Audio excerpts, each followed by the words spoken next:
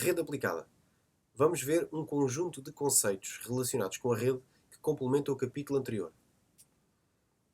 Ligação do computador à rede. Então, para que um computador se ligue à rede, é necessário que exista uma placa que faça a ligação então do computador à rede. Essa placa dá pelo nome de NIC, que é o Network Interface Card. Ela pode ser de diferentes tipos. Pode ser uma placa de rede para cabo de rede, para um cabo RJ45, um cabo UTP, ou pode ser uma placa para uma rede Wi-Fi, portanto, com a capacidade de receber as ondas para fazer a comunicação. Então, o primeiro passo passa por instalarmos a placa de rede. Também existem outras alternativas que não placas para slots de expansão, como é o caso das que estão aqui na imagem, por exemplo, por USB. Existem umas placas de Wi-Fi muito pequeninas, outras muito parecidas com umas penas e que servem perfeitamente de placas de rede Wi-Fi.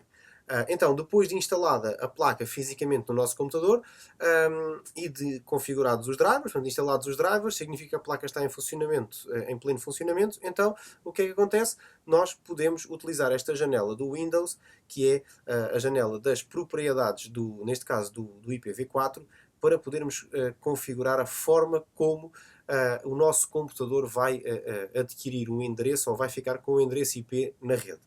Então, nós temos a hipótese que está aqui definida, que é o obter automaticamente. Isto significa que tem que existir na rede algum equipamento que faça ou que consiga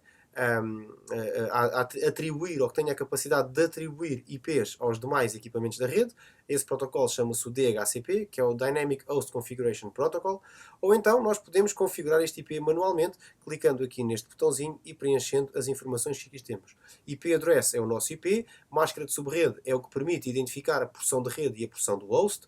O default gateway é o endereço de saída, portanto, o endereço do nosso gateway, que será, em princípio, o router ao qual nós estaremos ligados ou que existirá na nossa rede. Aqui também podemos definir nas propriedades avançadas, podemos configurar propriedades avançadas, como é o caso de velocidade, o duplex, o wake up on LAN e ainda definir parâmetros de QoS, qualidade de serviço. Então, para ligar um PC à rede, podemos usar um cabo Ethernet direto para ligar diretamente na porta da placa de rede. A outra porta pode ligar ou num router ou numa porta da nossa infraestrutura de rede. No caso das ligações sem fios, portanto, nós temos que o router vai ter que ter o seu módulo de Wi-Fi ativado e ligado, que é o caso que temos aqui. O Network Mode, temos aqui o Wireless Only, Wireless N Only, que é o tipo de wireless que é a rede, que é o padrão 802.11n, e portanto temos que ativar o Wi-Fi e depois existem dois parâmetros na configuração de uma rede Wi-Fi. O SSID, que é o identificador, portanto é o nome da rede que nós depois podemos usar para localizar essa rede, e ainda a segurança, que é a password, portanto a expressão de segurança que nos permite que nem toda a gente entre na nossa rede, e depois o canal, que é importante quando existem diversos pontos de acesso sem fios na rede e quando eles estão muito próximos, porque na mesma frequência existem diferentes canais e quando o mesmo canal está ocupado por vários dispositivos, acontece muitas vezes de que a comunicação perde muita qualidade. Portanto, aqui o tráfego e a navegação perdem muita qualidade. Então temos que fazer aqui uma gestão aqui dos canais de comunicação no Wi-Fi. Então, a partilha da rede é algo que partilhar recursos em rede é algo que é muito comum. Os computadores podem partilhar com outros computadores que estejam na mesma rede. No caso, têm que estar no mesmo domínio ou no mesmo grupo de trabalho. No caso do Windows, existe a questão do workgroup. Depois, o mapeamento, como já falei lá atrás também no outro capítulo, é uma forma muito interessante de vocês terem um atalho direto que é visto pelo vosso computador como se fosse uma unidade de disco e que vai diretamente a uma localização da rede, para um ficheiro, para uma pasta, para um disco remoto. e portanto, é uma solução também muito interessante. E depois, ainda, quando partilhamos recursos na rede, nós temos ainda que determinar nos recursos a serem partilhados o tipo de permissão que nós podemos atribuir a esse recurso. Ou seja, a um fecheiro, a uma pasta, a um dispositivo, nós podemos partilhá-lo e podemos dar permissão a utilizadores ou a grupos de utilizadores de quatro tipos de permissão. Permissão de leitura, podem visualizar os dados em ficheiros e executar programas. Se tiverem o modo de alteração, podem adicionar ficheiros e subpastas, alterar dados em ficheiros e ainda excluir subpastas e excluir ficheiros. Por outro lado, eu há bocado disse que eram 4, mas são só 3. O controle total. O Full Control é uma funcionalidade que vocês podem também usar na partilha, portanto é um tipo de permissão que vocês podem dar, mas quando vocês dão Full Control, esse utilizador que tem Full Control pode alterar permissões de ficheiros e de pastas. Portanto, quando vocês dão Full Control a um utilizador, significa que ele próprio depois pode tirar o vosso utilizador, pode retirar o Full Control do vosso utilizador. Ok? Agora, ligações remotas. Em muitas circunstâncias nós precisamos de estar longe da empresa, ou por exemplo numa situação pandémica como vivemos agora, em que fomos todos forçados a ir para casa, nós tivemos que continuar a nossa atividade de alguma forma. A minha atividade da formação até é uma atividade em que eu consigo estar perfeitamente desligado do meu espaço físico onde estou habitualmente, mas existem muitas empresas em que os seus colaboradores não conseguem este distanciamento. Ou melhor, este distanciamento não é tão possível porque existem aplicações que estão dentro da rede da empresa, existem partilhas de ficheiros de informação que estão dentro da intranet ou da rede interna ou da partilha interna da própria empresa, e então fazem com que o funcionário, quando vai para casa trabalhar, tem que levar de alguma forma uma possibilidade de poder aceder remotamente aos seus dados. Ou a esses dados que estão nos servidores ou nos computadores da organização ou da empresa. E é aqui que entra um problema muito grande, que é, se a partir de casa eu consigo entrar na partilha da minha empresa, então se eu consigo, então é porque muita gente também consegue. E aqui coloca-se um problema de segurança muito, muito grande. E é por isso que existe um conceito, que é o conceito das VPNs, que são as redes, as Virtual Private Networks, que são as redes virtuais privadas, que é nada mais, nada menos do que uma rede com um elevado nível de segurança e que liga dois pontos, ou liga um ponto distante a uma rede. Então, quando ligados à rede privada corporativa, os utilizadores tornam-se parte dela. O que é que isto significa? Que têm acesso a todos os serviços e recursos como se estivessem fisicamente ligados na rede. Ou seja, quando é estabelecida esta ligação por VPN, basicamente a partir daí o vosso computador é como se tivesse as definições de rede que o vosso computador adquire a partir desse momento e a forma como vocês funcionam na rede a partir desse momento é como se vocês estivessem ligados fisicamente na rede da vossa empresa ou na rede da organização. Então, os utilizadores do acesso remoto têm obrigatoriamente que instalar um cliente VPN, portanto, que é uma aplicação que permite ligar ao servidor VPN para poder fazer login e poder então estabelecer esta ligação.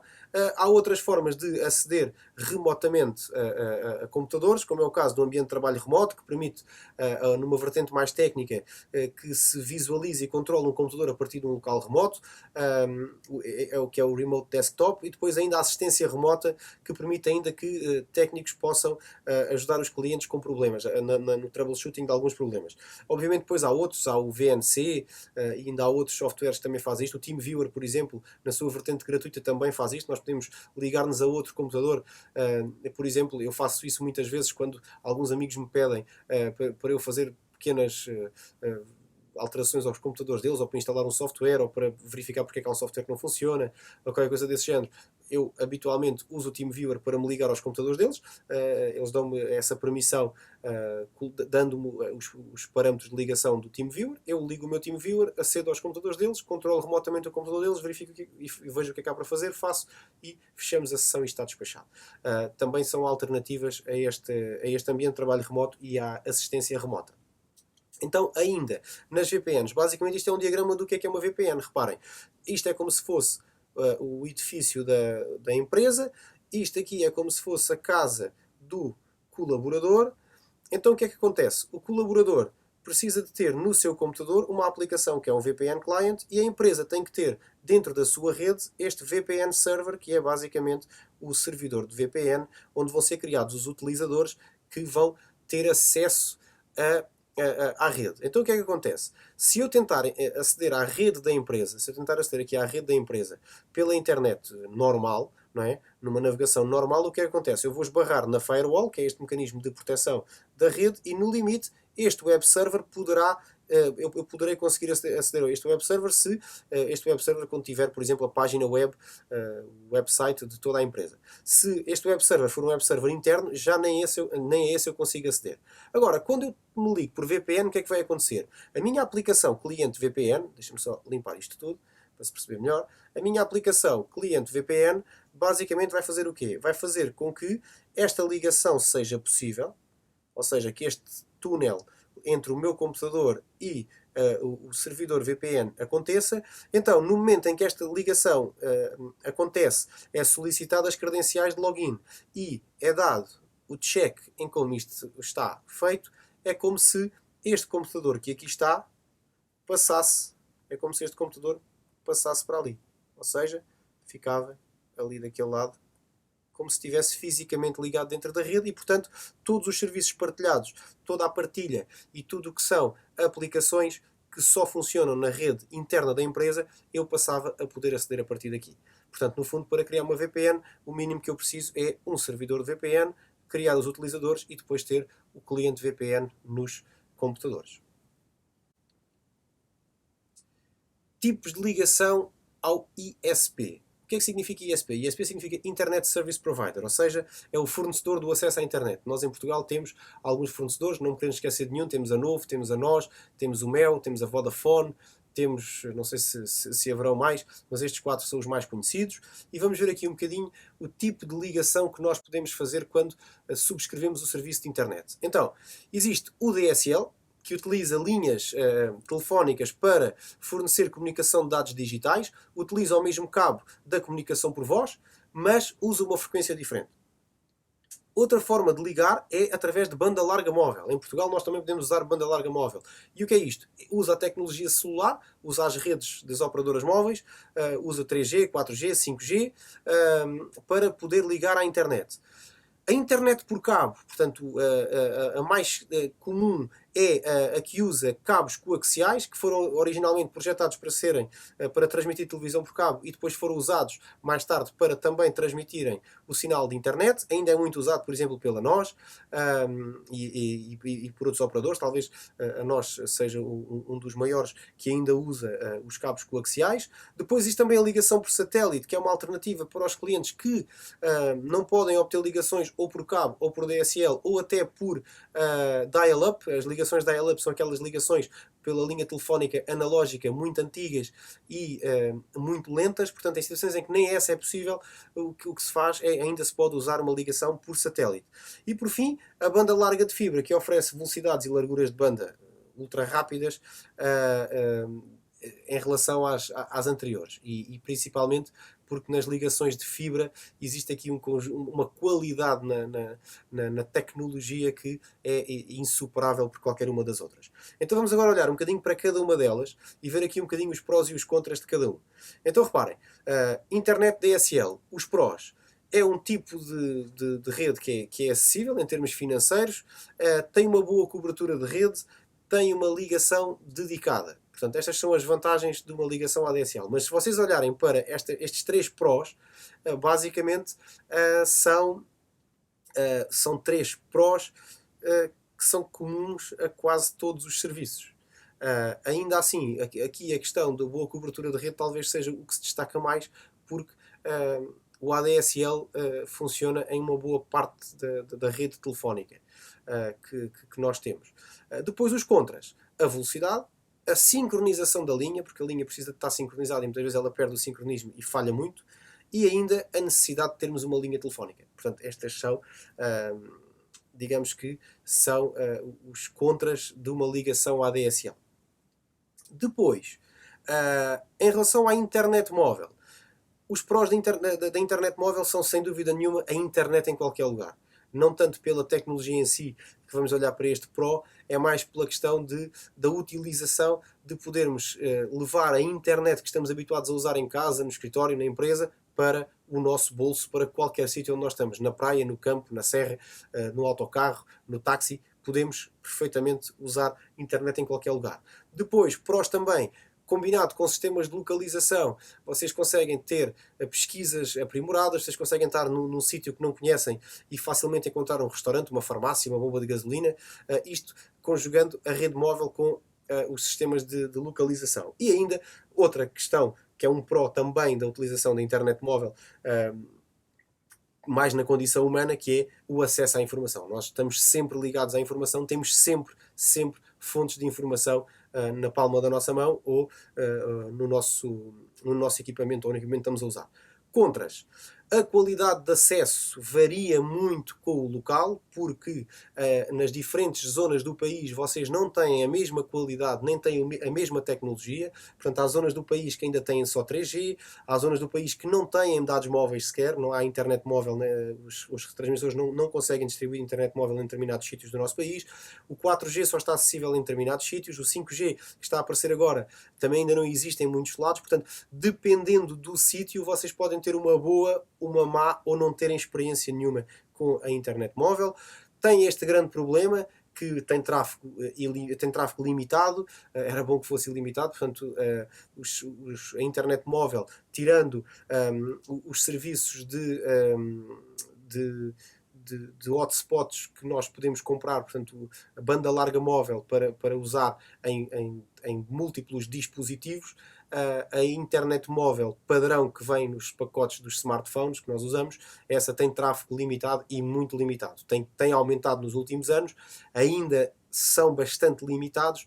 Quem sabe no futuro se vamos passar a ter uma internet perfeitamente ilimitada na questão dos dados móveis. E depois o preço, porque é caro. É caro. Quando esgotamos plafons e queremos fazer um reforço de plafond, é caro.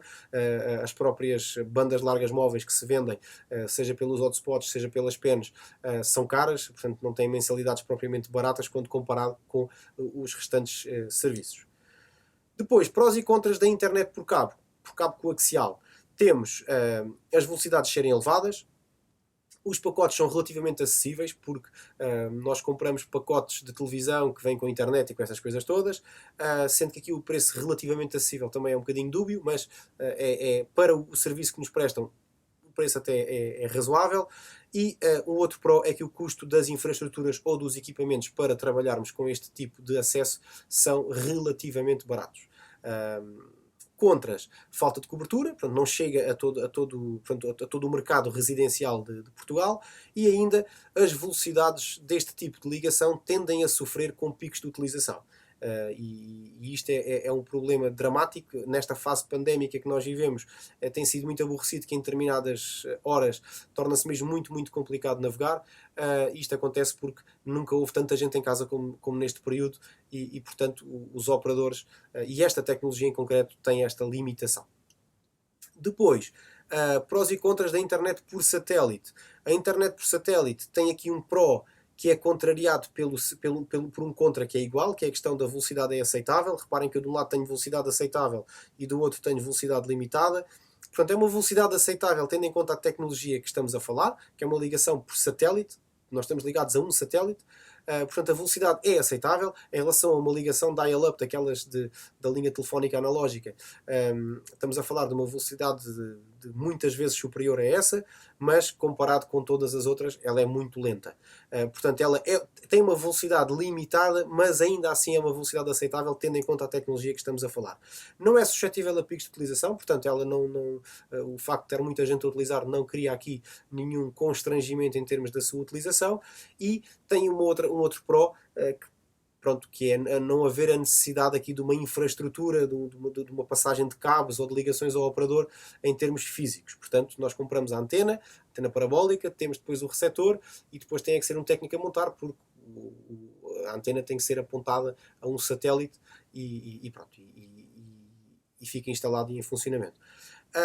Contras, a meteorologia afeta a qualidade do sinal, tem este problema, a meteorologia, portanto, é suscetível às condições meteorológicas e tem, por exemplo, para vocês, alguns de vocês que julgarão, tem um péssimo defeito que é, gera uma grande latência, porque vocês imaginem que têm uma antena aqui no planeta e vocês têm um satélite no espaço e, portanto, a comunicação, portanto, digamos que comparando com uma rede de cabos, com um router, o vosso router está no espaço, não é? Portanto, enquanto o nosso router Wi-Fi, que nós estamos a fazer um download no nosso computador, o router está a 2 salas ao lado, neste caso, no satélite, o satélite está no espaço. Portanto, a distância é quase a mesma, no fundo.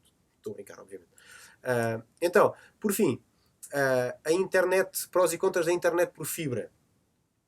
Os prós, a velocidade de download é elevadíssima, a velocidade de upload é elevadíssima, sendo que aqui até é comparável com a coaxial. A do upload é que não, portanto a velocidade de download até é comparável com a internet por cabo coaxial, agora a velocidade do upload é que é incomparável. E isso é uma grande vantagem que a fibra tem. E depois é um serviço confiável. É um serviço que é muito pouco suscetível a erros, não tem problemas de efeitos eletromagnéticos, não é suscetível a trovoadas, por exemplo, porque não há qualquer tipo de interferência eletromagnética, porque o que passa no cabo são pulsos de luz. Tem como contras a disponibilidade, porque não está disponível em todos os operadores. Portanto, em Portugal, por exemplo, que eu saiba, acho que só há um operador, eventualmente 2, que fazem instalações de fibra dentro da casa do cliente. Tem um custo de infraestruturas e de equipamentos bastante mais caro, porque se vocês precisarem de comprar um router para fibra ou uma placa de rede para fibra, por exemplo, é brutalmente mais cara que uma placa de rede. Portanto, a placa de rede RJ45, o custo é praticamente zero quando comparado com o custo de uma placa de rede de fibra óptica. E, por fim, as características da fibra também são aqui um contra, porque nós não temos a flexibilidade para passar cabos de fibra que temos para passar cabos coaxiais ou outros tipos. Então, eu coloquei aqui em baixo, não querendo revelar ou mostrar que operadores é que são, mas para vocês verem aqui esta diferença da questão das velocidades do upload e do download, vejam aqui, num operador que fornece net por fibra, o upload e o download é semelhante neste pacote, 100 por 100, e neste é praticamente é o dobro, portanto 200 por 100, mas são dois valores, portanto, é um valor de upload perfeitamente aceitável quando comparado com o do download. Estamos a falar no de cima, uma internet de 100 megabits de download, 100 megabits de upload, o mesmo upload do que o download, e numa internet de 200 por 100, estamos a falar de 200 megabits de download e 100 megabits de upload. No operador por cabo, que é o que está aqui ao lado, como vocês podem ver, as velocidades de download são bastante equiparáveis e até são mais elevadas do que as da fibra, portanto 500 megabits, 1 gigabit, 100 megabits, 200 megabits e 1 gigabit. Agora, as velocidades de upload são, como é que eu vou dizer? Portanto, são ridículas quando comparado com as de download. Portanto, enquanto no operador fibra eu tenho 100 por 100 ou 200 por 100, no operador por cabo eu posso ter, por exemplo, uma rede a 1 gigabit e que faz upload a 20 megabits por segundo. Isto não lembra a ninguém, não é? Estamos a falar de 1000 megabits por segundo de download e 20 megabits por segundo de upload. Portanto, esta é uma grande diferença que a fibra também tem. Continuando. Tecnologias de internet. Vamos ver agora um bocadinho como é que tecnologias é que estão por trás da internet e que cada vez estão a ser mais usadas e que cada vez nós estamos a caminhar para a sua utilização. Então, primeiro conceito, cloud computing, portanto computação em cloud e data centers. O que é um data center? Um data center é um ambiente ou espaço físico que agrega toda a infraestrutura necessária para manter o funcionamento dos sistemas e dos recursos digitais de uma organização. Isto é o quê? Vai desde a rede ao armazenamento, ao acesso à internet e às aplicações. Portanto, no fundo, eles são projetados para garantir o tráfego, o processamento e o armazenamento de enormes quantidades de dados, daí se chamarem data centers, além de disponibilizar inúmeras aplicações em simultâneo, de forma ininterrupta. E depois, esta característica de ser de forma ininterrupta é aquilo que se chama, num data center, a disponibilidade, e é sem dúvida nenhuma o ponto mais importante, ou a característica mais importante de um data center, que é a disponibilidade. Então, no fundo, um data center é um sítio onde estão inúmeros servidores e onde estão armazenadas quantidades gigantescas de dados e onde esses dados também são processados e onde são colocados à disposição das organizações serviços de funcionamento em cloud, que vamos ver agora. Então, o que é isto do cloud computing? Ou seja, o que é isto da computação em nuvem? Então, em poucas palavras, a computação em cloud é nada mais, nada menos do que fornecer serviços informáticos, sejam eles armazenamento, bases de dados, servidores, redes, softwares, de forma mais rápida, mais flexível e com um grande nível de poupança em termos de dimensionamento. E já vamos ver porquê. Reparem, o que vocês têm aqui à vossa direita é basicamente um esquema de cloud computing, em que eu tenho os dispositivos com os quais acedo aos serviços e os serviços, em vez de estarem localmente na minha empresa, em que eu, para ter acesso a eles fora da empresa, tenho que usar uma solução estilo VPN ou coisa do género que falámos há bocado, eu aqui consigo ter os meus serviços todos colocados em cloud, todos na cloud e sempre disponíveis. Principal vantagem, ao estarem na cloud, não estão fisicamente na minha empresa. Ou seja, eu não tenho necessidade de manutenção, de upgrade, nem de nada. São cada um deles. Então, o IaaS é o Infraestrutura como Serviço, que é o Infrastructure as a Service. O PaaS é o Platform as a Service, portanto, Plataforma como Serviço. E o SaaS é o Software as a Service, que é o Software como Serviço. Então, quando usamos aqui esta expressão do as a Service, basicamente é o quê? É cada uma destes tipos de cloud são pagos como se fossem um serviço, ou seja, nós pagamos por aquilo que utilizamos. Portanto, quando nós compramos, por exemplo, um computador, nós vamos comprar um computador que pode satisfazer as nossas necessidades, pode ser um computador que vai para além da nossa necessidade, mas também pode ser um computador que fica aquém das nossas necessidades. Independentemente de um destes três cenários, nós temos o computador todo à nossa responsabilidade.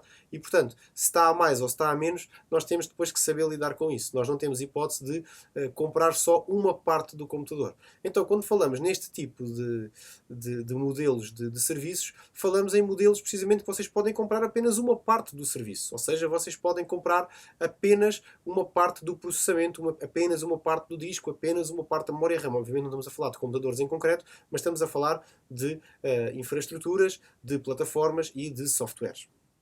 Vamos ver então aqui um exemplo e a seguir eu vou fazer aqui uma comparação vou usar aqui um diagrama semelhante a este, mas num processo que envolve pizzas. Portanto, será um slide bastante mais saboroso, mas ao mesmo tempo que vos vai permitir entender aqui um bocadinho melhor esta questão destes serviços em nuvem. Então é assim.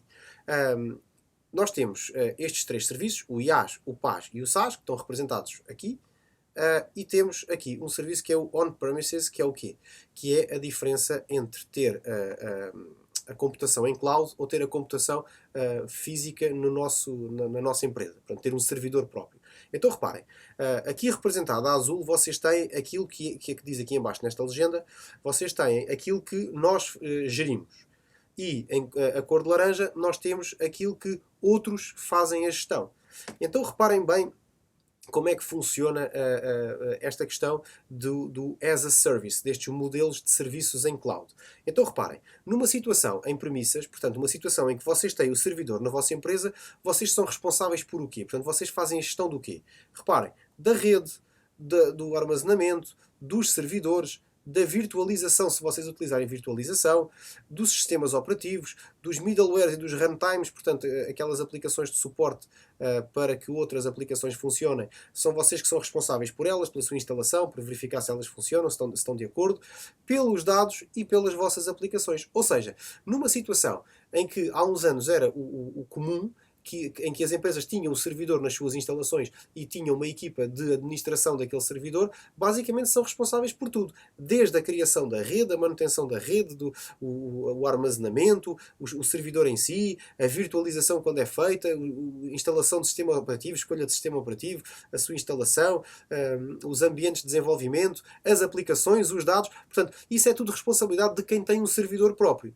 Então, quando nós passamos para o modelo de IaaS, de PaaS ou de SaaS, significa o quê? Que a empresa quer deixar de ter uma situação sob premissas, portanto, local, com um servidor próprio, e quer começar a delegar aqui um conjunto de responsabilidade que não quer ter nesta gestão destes serviços todos. Então, reparem, o que é isto do Infrastructure as a Service? Basicamente é eu contratar um serviço de cloud que me garante toda esta parte cor de laranja que aqui está. Ou seja, a parte da rede, a parte do alojamento, a parte do espaço de armazenamento, a parte dos servidores, a criação dos servidores e a virtualização, ou seja, a criação de máquinas virtuais, eu compro e não faço. Ou seja, eu em vez de ter um computador que tenho que me preocupar se ele consegue virtualizar, se não consegue virtualizar, que definições de rede é que ele vai ter, que espaço de armazenamento é que ele vai ter, eu basicamente vou a uma empresa que me fornece um serviço de Infrastructure as a Service e compro uma máquina virtual. Ou duas, se eu precisar de duas, ou três, se eu precisar de três. E como é um modelo as a service, ou seja, é em função da necessidade, se eu só preciso de uma máquina virtual, não vou comprar três nem quatro. Não vou comprar um servidor, um brutal servidor que me aguenta com 6 máquinas virtuais, quando eu só preciso de criar uma, ou só preciso de criar duas. Portanto, no Infrastructure as a Service, o que é que acontece? Eu compro as máquinas virtuais que estão colocadas, portanto, em servers, que têm espaços de armazenamento, que têm definições de rede e configurações de rede, e o que é que fica a minha responsabilidade? Portanto, eu pago para ter estas máquinas virtuais e eu escolho qual é o sistema operativo que quero instalar e instalo nessas máquinas virtuais, já é a minha responsabilidade instalá-lo, instalar também os middlewares e os runtimes para dar suporte às aplicações e aos dispositivos que vão funcionar neste servidor, e depois os dados e as aplicações também são responsabilidade minha. Ok, então eu já deleguei uma parte e eu pago para não ter essa responsabilidade e principalmente eu, ao usar uma Infrastructure as a Service, eu tenho uma principal vantagem que é eu não tenho que estar preocupado se o servidor está em condições, se o servidor já é velho, se não é velho, se as placas de rede já são antigas e não têm uma velocidade muito elevada, se começa a ficar com pouca falta de espaço. Porquê? Porque se eu precisar de mais espaço, eu pago mais espaço. Se eu precisar de ter um servidor mais rápido, eu não preciso comprar outro servidor, eu alugo um servidor mais rápido. Porque no Infrastructure as a Service eu posso escolher este tipo de serviços. Ok? E, volto a dizer, eu só pago por aquilo que eu uso. Então, no passo seguinte, que é passarmos para o Platform as a Service, o que é que os serviços de Platform as a Service me dão? Acrescentam-me aqui mais funcionalidade, ou seja, menos responsabilidade para mim e mais responsabilidade a quem eu vou pagar. Obviamente que, subjacente a isto está que, quanto mais serviço eu utilizar, mais pago, obviamente. Mas, por outro lado, o investimento que é feito e que eu já poupei com o Infrastructure as a Service, não tendo que comprar um servidor, já é muito grande. E agora reparem, mesmo que eu a longo prazo eu venha a gastar mais do que gastaria num servidor, o tempo que eu levo até gastar o valor do servidor, se calhar já o meu servidor estava obsoleto, já tinha que ter comprado outro. Portanto, isto acaba sempre por estar mais, por ser mais compensatório, dependendo dos casos, obviamente. Então, numa situação ou num modelo de serviço Platform as a Service, o que é que eu tenho? Eu tenho, para além das máquinas virtuais, eu ainda tenho da responsabilidade a quem eu compro a instalação do sistema operativo, os middlewares e os runtimes prontos para eu poder usar apenas as minhas aplicações, para estar preocupado apenas com as minhas aplicações e com os meus dados. Ou seja, no fundo o que acontece é, eu em vez de comprar uma máquina virtual só, eu compro uma máquina virtual com determinadas características e com este tipo de sistema operativo e com suporte para estas aplicações e para este tipo de funcionalidade.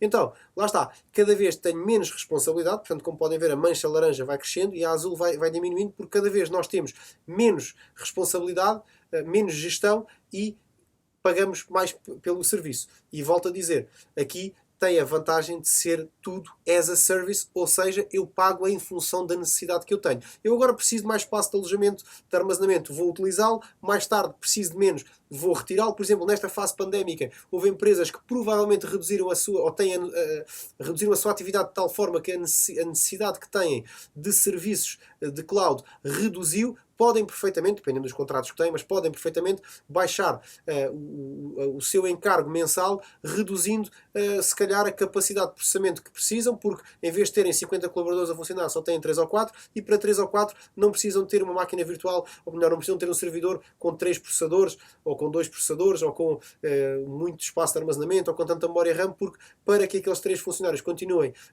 a fornecer os serviços mínimos da empresa, chega perfeitamente o servidor com menos capacidade. E aí pode-se fazer um downgrade do plano e pagar menos durante um determinado período de tempo. Então, passando depois para o último ponto, que é o ponto do software as a service, é quando nós simplesmente abdicamos de toda a gestão e limitamos-nos a comprar o software. Ou seja, eu escolho as máquinas virtuais, ou melhor, eu escolho a máquina virtual, escolho o sistema operativo que quero, escolho as aplicações que quero utilizar e utilizo-as. Ou seja, no fundo, eu chego aqui a um patamar em que praticamente aqui para baixo eu nem sequer me preocupo. Eu só me responsabilizo pelos meus dados, que esses são sempre meus, apesar da gestão dos dados e o armazenamento ser pago, portanto eu estou a pagar a alguém, e as aplicações também, eu só me preocupo em utilizá-las. Então chegamos ao software as a service, em que nós podemos comprar software como serviço, em que se precisarmos de 20 licenças daquele software, usamos 20 licenças, perdemos 3 colaboradores, só precisamos de 17 licenças, depois ganhamos mais 5, então precisamos de 22 e vamos gerindo desta forma.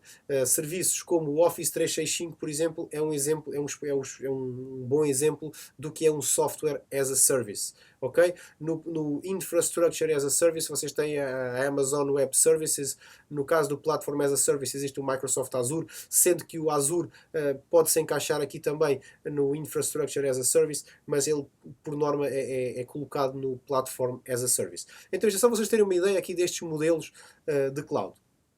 Depois, as clouds ainda, desculpem, antes de passarmos aos tipos de cloud, aquele exemplo do PISA as a Service, para vocês perceberem um bocadinho aqui a lógica de como é que funciona esta questão do IaaS, do PaaS e do SaaS. Reparem, numa situação em premissas, eu quero jantar pizza. No fundo, o jantar de hoje vai ser pizza. Vou jantar pizza com a minha mulher. Então, reparem, o que é que eu vou fazer?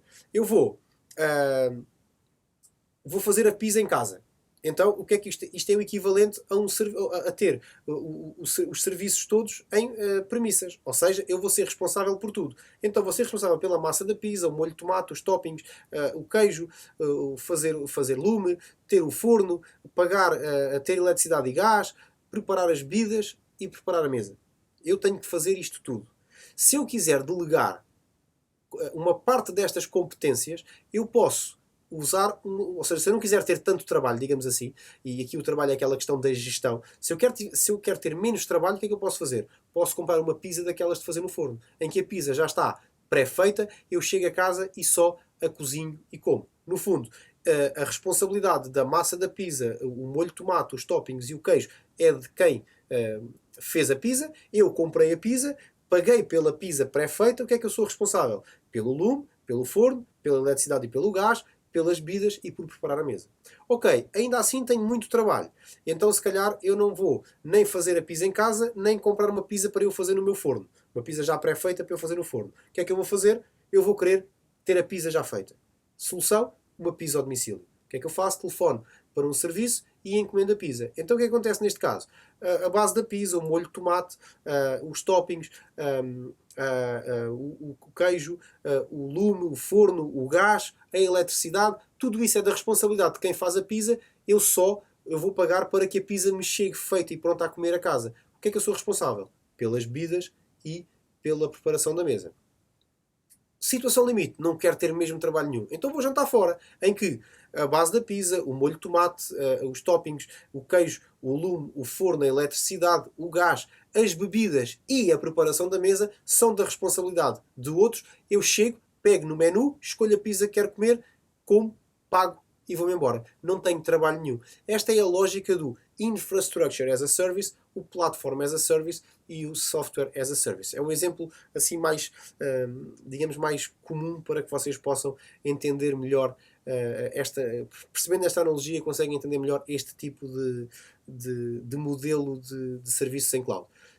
Prestem bem atenção a este modelo de serviço em cloud, porque vocês estão a entrar agora numa carreira de informáticos e acreditem, vocês vão trabalhar muito, mas muito nisto. Está bem? Então, existem quatro modelos de implementação da nuvem, portanto, ou seja, as clouds podem ser de 4 tipos, podem ser clouds privadas, em que elas pertencem a uma organização e é exclusiva dessa organização a cloud. Elas podem ser públicas, em que a infraestrutura é de acesso a qualquer pessoa, que tenha, que saiba a localização, saiba essa cloud, como é o caso, por exemplo, do Google Drive, e por aí, em que são clouds públicas, em que nós podemos registar-nos para ter uma conta e ter algum espaço. As comunitárias, em que empresas do mesmo âmbito de desenvolvimento partilham clouds, portanto fazem ali uma partilha de clouds. E depois as clouds híbridas, que podem misturar uma parte, ou seja, são clouds que têm uma parte pública, uma parte privada, uma parte comunitária. Portanto, são os 4 tipos de clouds: públicas, privadas, comunitárias e ainda as clouds híbridas. Ok? Agora, serviços de hosting em rede. Então vamos ver agora aqui um conjunto de serviços em rede, nomeadamente. Então, os hosts precisam de um conjunto diversificado de serviços para poder aceder a recursos com segurança na rede e na internet. Então, existe um primeiro que vamos abordar, que já falei várias vezes sobre ele, tanto no capítulo passado como neste, que é o DHCP, Dynamic Host Configuration Protocol, que é o protocolo que alguns dispositivos na rede têm e que permite a atribuição dinâmica de informações de endereçamento IP aos hosts da rede. Ou seja, basicamente é, digamos que, o responsável pelo endereçamento da rede.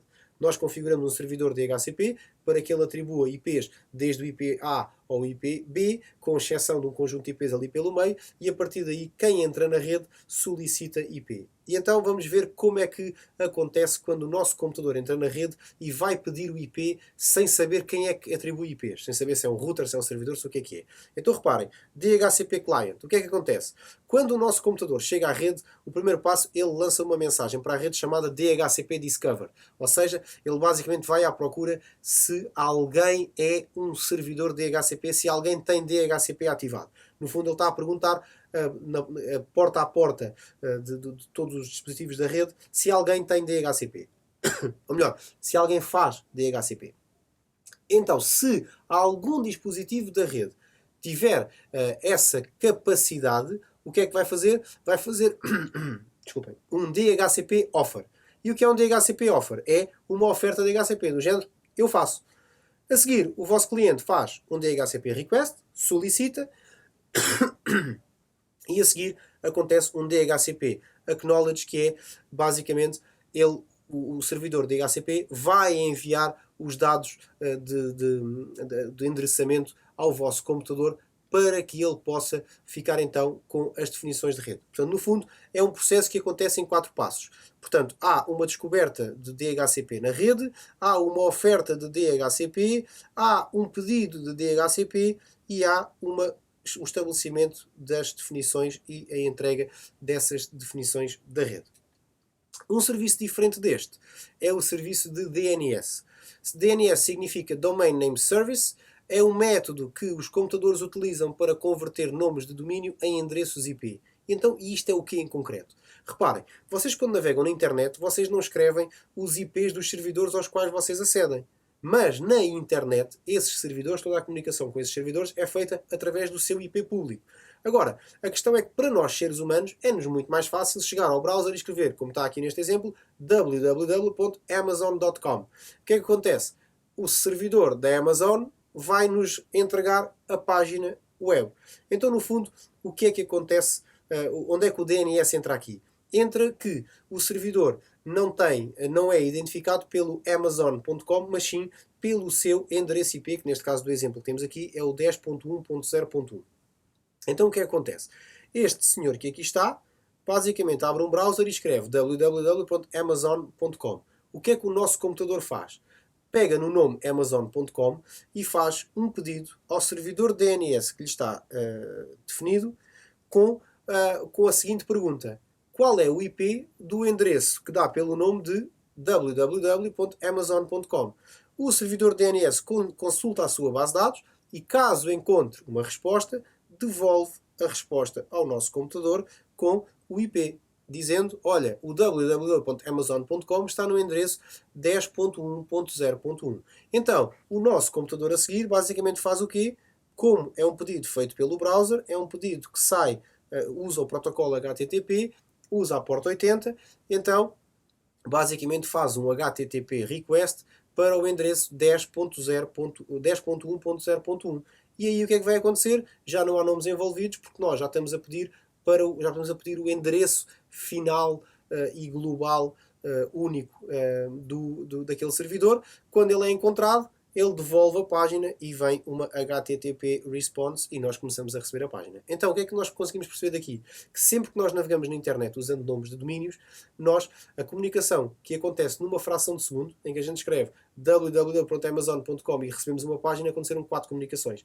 Nós pedimos ao DNS o IP daquele nome, recebemos do DNS aquele IP, fazemos o pedido por HTTP àquele IP e recebemos a resposta com a página.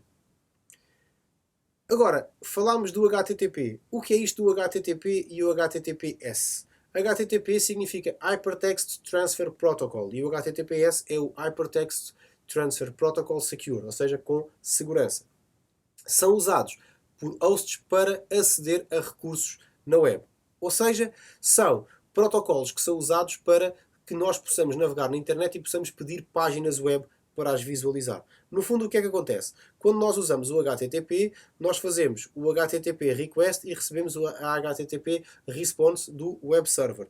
Quando usamos o HTTPS, reparem que a diferença é que, se nós interceptarmos uma mensagem por HTTP, no cabeçalho da mensagem nós temos aqui um conjunto de informações que conseguimos obter essa informação e, portanto, para efeitos de ataque para obter informação que não nos pertence, nós conseguimos aqui obter algum tipo de informação.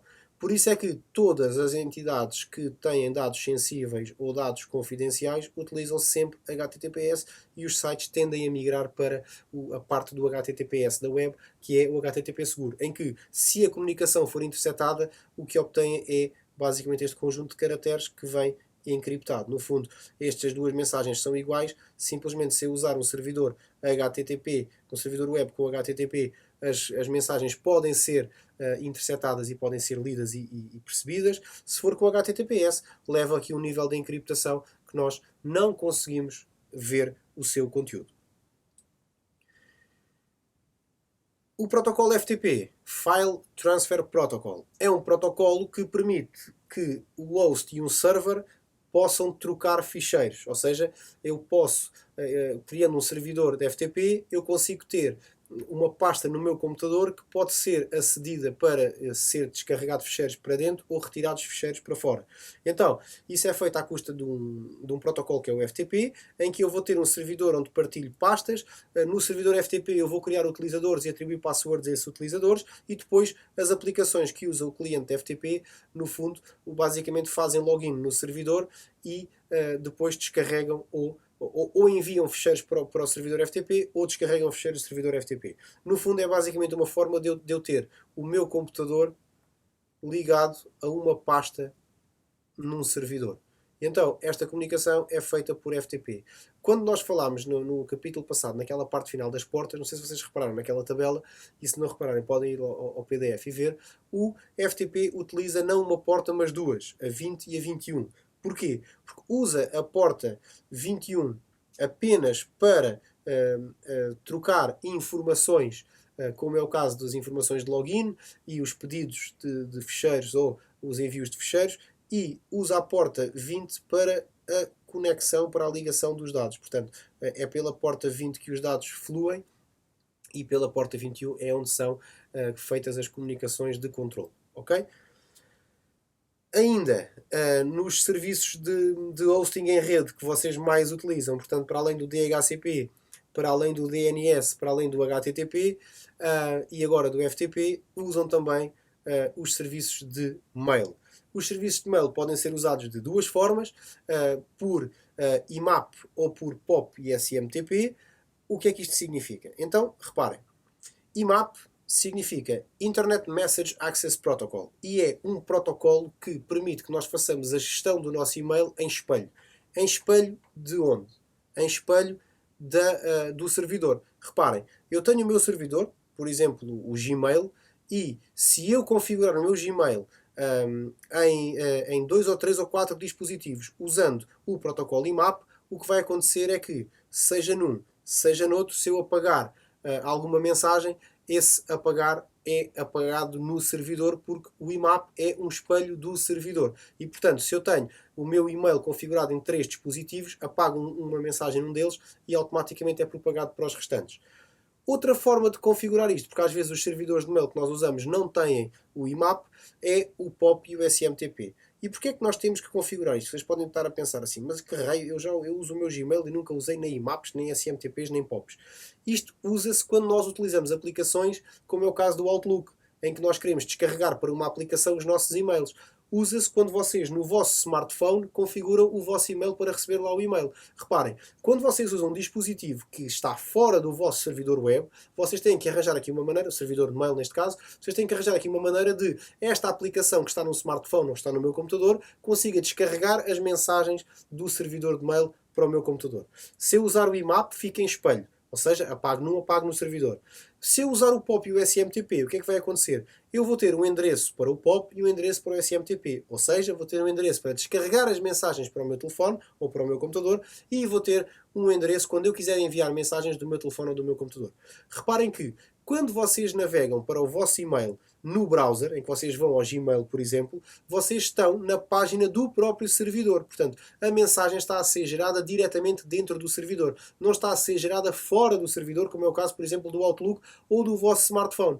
No vosso smartphone, a mensagem está fora do vosso servidor. Portanto, vocês têm que ter uma forma de enviar aquela mensagem primeiro para o vosso servidor e depois o vosso servidor logo encaminha a mensagem. Portanto, a vossa aplicação de mail não vai falar logo diretamente com o servidor de mail destino. Tem que enviar para o vosso servidor de mail, para o vosso Gmail, e depois é o Gmail que comunica, porque a comunicação por e-mail é feita sempre entre os servidores de mail. Do Hotmail para o Gmail, do SAP para o Gmail, do Hotmail para o Sapo. Portanto, é sempre feito entre servidores. Nós nunca falamos diretamente com o servidor de destino. É o nosso servidor de mail que fala com o servidor de destino. Então a lógica basicamente é esta. Eu tenho o servidor POP para descarregar as mensagens e tenho o SMTP para enviar as mensagens. Qual é que é o problema que este modelo tem?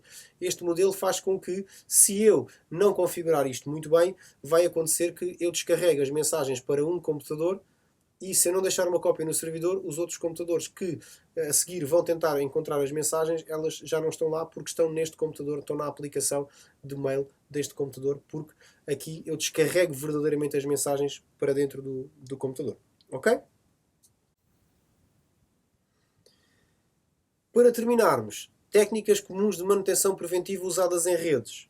Muito importante. Verificação da condição dos cabos, dos dispositivos de rede, ter os cabos sempre organizados. É muito fácil perdermos o controle numa rede porque os cabos ficam todos emaranhados, parece uma teia e é uma valente confusão. Depois deve ser desenvolvido um plano de manutenção que programe também a limpeza em intervalos regulares, principalmente de salas de bastidores, salas com bastidores com patch panels carregados de cabos, ter sempre os cabos organizados, ter um mapa da rede e de vez em quando verificar se aquele mapa continua certo, faz parte da manutenção da rede também. E o administrador da rede tem que ser sempre informado quando acontece alguma coisa, seja bom, seja mau, seja responsabilidade nossa ou não, o administrador da rede deve sempre ser informado. Porquê? A rede é o suporte de funcionamento de uma boa parte das empresas. E por isso, se nós deixamos que a rede caia, os custos são incalculáveis. Ok? Depois, voltando a um processo que vocês já conhecem, um processo básico de solução de problemas. É exatamente igual àquele que vocês viram anteriormente, e por isso eu já não falo com tanto afinco em relação a ele. Identificar o problema, estabelecer uma teoria de causas prováveis, testar a teoria para determinar a causa, muito importante para depois podermos fazer um plano de contingência, estabelecer um plano de ação e resolver o problema e implementar uma solução, verificar se tudo funciona, implementar medidas preventivas, daí ser muito importante vocês determinarem, estabelecerem uma teoria de causa provável para determinar a causa real. Para quê? Para poderem depois implementar medidas preventivas para não voltar a acontecer. E nas redes nós estamos sempre a aprender, há sempre alguém que se acha mais esperto que os outros e temos sempre que estar a corrigir problemas e a definir novas medidas preventivas. E depois, como já vos disse várias vezes, documentar as descobertas, as ações e os resultados. Fundamental. Ora bem, soluções comuns, ou melhor, problemas comuns em redes de computadores, cabos de redes ligados danificados, utilizadores legítimos com acesso negado, dispositivos que não têm informações suficientes de endereçamento, utilizadores que não conseguem aceder à internet, utilizadores que não podem mapear unidades, basicamente problemas de conectividade. É sempre, e calha-nos sempre a nós, fazer esta resolução. Muito importante vocês testarem, experimentarem e estressarem, porque é um stress lidar com redes. Ok? Então, o capítulo fica por aqui. Espero que tenham aprendido. É um capítulo com muitos conceitos teóricos. Já sabem, a partir daqui, 48 horas para fazerem o exame deste capítulo. Bom trabalho, bom estudo. Fiquem bem.